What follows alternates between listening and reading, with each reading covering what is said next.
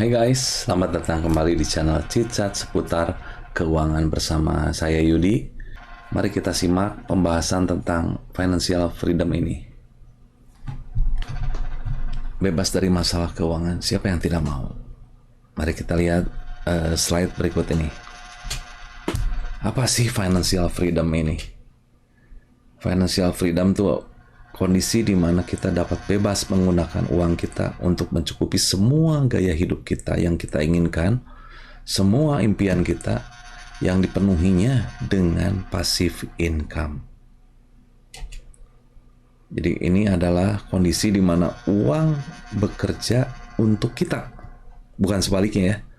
Uang bekerja untuk kita walaupun kita sedang tidur atau sudah tidak bekerja lagi atau pensiun. Contohnya seperti apa passive income ini? Ya misalnya saya punya 3 ruko, saya punya 5 apartemen, saya tidur sewa apartemen terus berjalan. Bunga bank, dividen, royalti, dan lain sebagainya. Jadi dengan passive income ini, dia yang mencukupi kebutuhan saya. Nah, kondisi kita nih pada umumnya seperti apa kalau digambarkan seperti dalam diagram? Kita lihat penghasilan kita gunakan untuk keperluan kita, anggaran kita di sini, anggaran untuk pengeluaran, lalu kita cek bolak-balik di sini kita. Robert Kiyosaki dalam bukunya Financial Freedom itu passive income lah yang mencukupi kebutuhan kita. Di sini kita lihat, ini sama di sini. Uang kita investkan, hasilnya itu untuk mencukupi kebutuhan kita. Kalau kita sekarang terbalik ya, posisi uang kita untuk mencukupi kebutuhan hidup. Kalau kita tidak bekerja, entahlah, saya punya saving sekuat apa. Kalau di sini kita tidur, kita nyantai, kita pergi tamasya, uang tuh selalu masuk karena kita punya passive income. Nah, bagaimana pedoman langkah-langkah menuju financial freedom ini? Yang pertama, pelajari dulu kondisi keuangan sekarang. Kita kayak mau perang nih. Kita harus petahin dulu kekuatan kita seperti apa, kelemahan kita seperti apa. SWOT analisis dulu. Terus kita ada di mana kondisinya? Apakah kita punya tabungan cukup? Atau harus merintis lagi dari awal? Setelah kita mempelajari, kita tentunya harus rundingan dengan anggota keluarga. Tentunya kalau kita udah berkeluarga, ada istri, ada anak.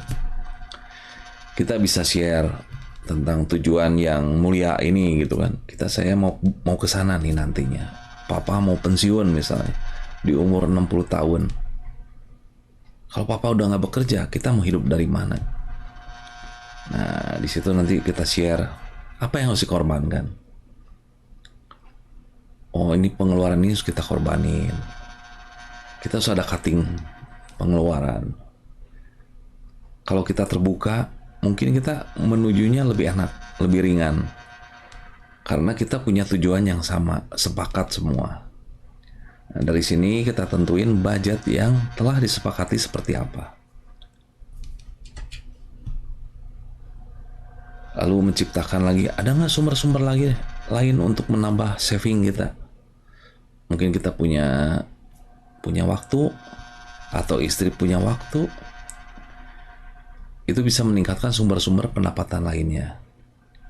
Jadi tujuannya lebih cepat tercapai. Yang paling penting ini yang sulit.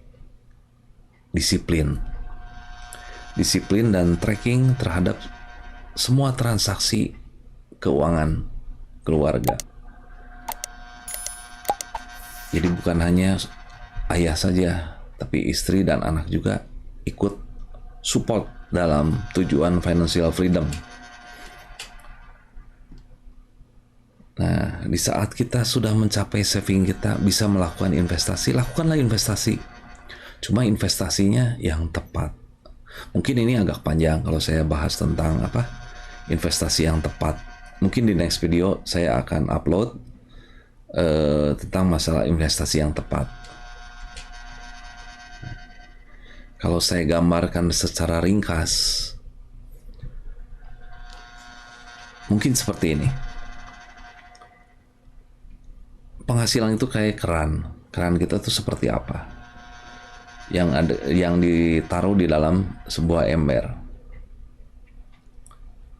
Seberapa besar pendapatan kita, tenaga, waktu yang sudah kita korbankan di sini.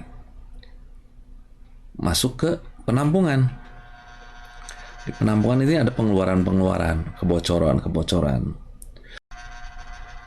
Pasti adalah kita punya kebutuhan. Nah, cuma bisa nggak pengeluaran ini jangan besar pasak daripada tiang? Selama pengeluaran ini lebih besar, mau kapanpun air ini tidak akan memenuhi ember. Nah, supaya ember ini bisa penuh, pengeluarannya harus dikurangi. Supaya bisa menaikkan level saving kita. Misalnya kita bisa saving segini, bisa nggak sampai lebih, bahkan luber.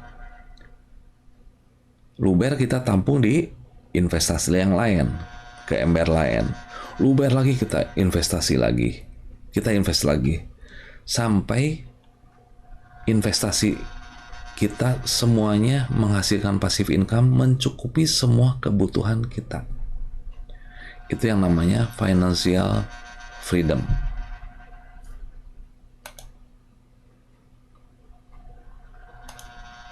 Nah, tadi sempat saya singgung, tahap pertama tuh kita harus mempelajari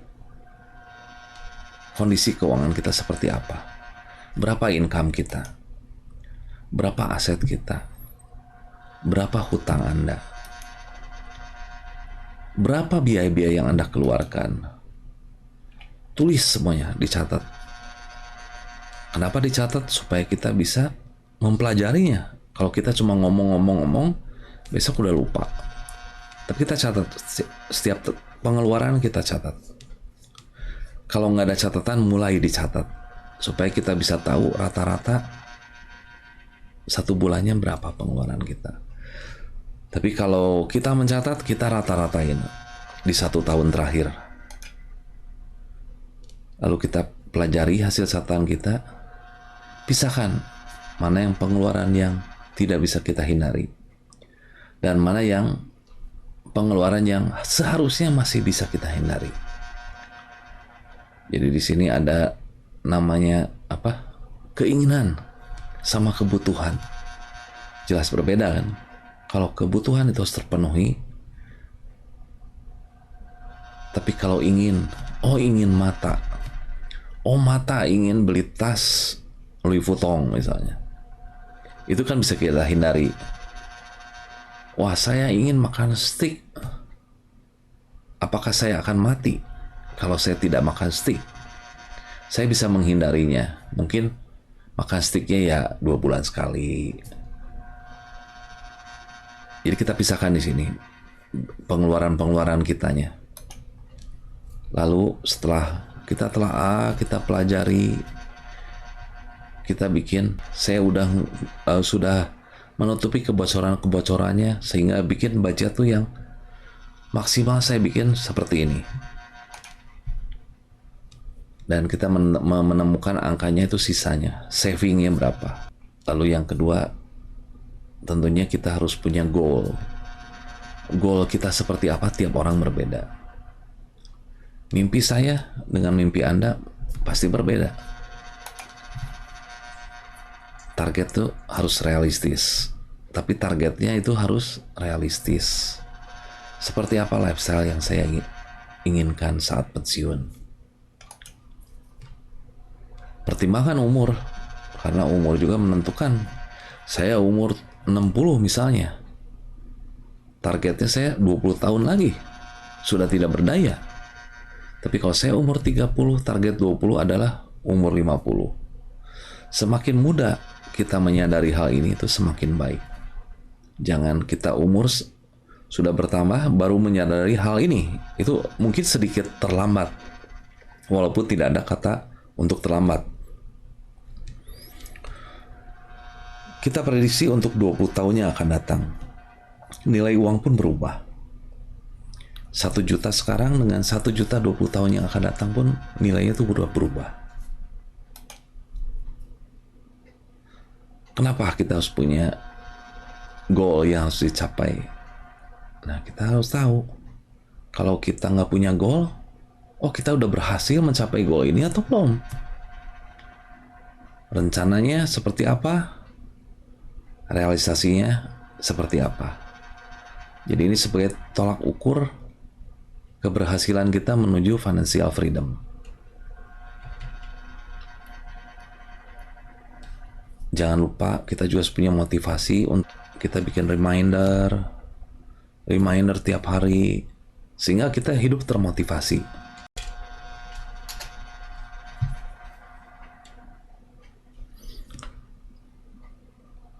Yang ketiga, bisa nggak kita menciptakan sumber pendapatan lainnya? Kita punya waktu, kenapa kita tidak pergunakan untuk menambah income kita? Dengan pekerjaan-pekerjaan apa yang menambah income kita? Atau mungkin saya punya istri, siapa yang bisa membantu Anda? Istri, anak, kita mungkin pikirkan di sini. Yang penting kita tetap berpikir kreatif, berpikir positif, dan berapa yang bisa kita tambah, dan berapa penambahan yang bisa kita dapat untuk mempercepat tercapainya tujuan kita. Walaupun target kita 10 tahun, kan lebih cepat lebih baik. Tentunya dengan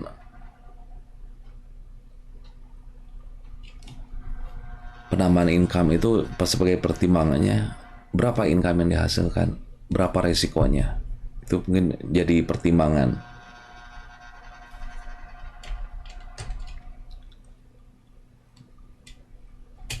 Dan yang paling susah adalah yang ini, lakukan dengan disiplin dan tracking semua hal-hal di atas. Kita harus audit semua transaksi keuangan itu secara berkala. Kita lihat budgetnya segini, realisasi sebegini. Kenapa kita ini over budget, melebihi dari anggaran kita? Nah, kita pelajari. Nah, selanjutnya jangan kita keluar dari track ini. Kita ikutin lagi, periksa lagi, supaya kita pun ada koreksi kalau ada yang menyimpang dari rel. Bandingkan rencana sama realisasi, analisa dengan seksama, dan tentukan solusi untuk hari berikut supaya tidak menyimpang dari rel.